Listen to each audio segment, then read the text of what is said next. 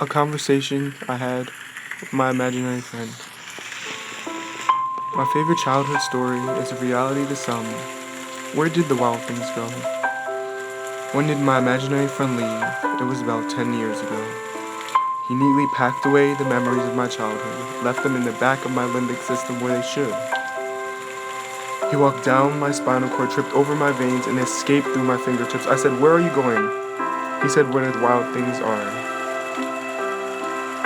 And that day I knew not all the monsters do monstrous things, and maybe I'm a little old for imaginary friends, but he taught me some things. 8 years passed and I'm 18 now. I finally understood. The wild things aren't monsters or mythical creatures made by Zeus or the gods above. They are people. People who had to fold and bend and break like origami figures just to fit in. My favorite was the question mark, because my imaginary friend could explain why. Had to hide, because those who found out would simply die. He said their love was poison, and you could see it in their eyes. I said, why? Why? He said love kills, and sometimes hurts even more. They should take step ladders on clouds and fly somewhere in the sky. Nowadays, nobody could help, couldn't touch, couldn't hold hands. Because sometimes monsters did monstrous things. Because humans sometimes forget to remember because their love was poisoned. Now we're dead.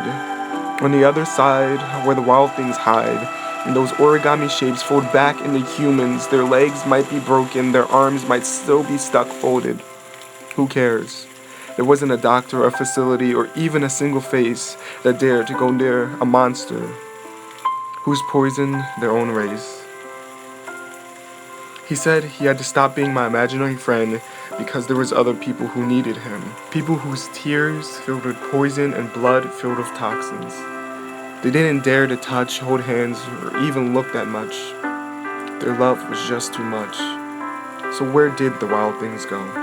He said somewhere. He said nowhere because they didn't have anywhere.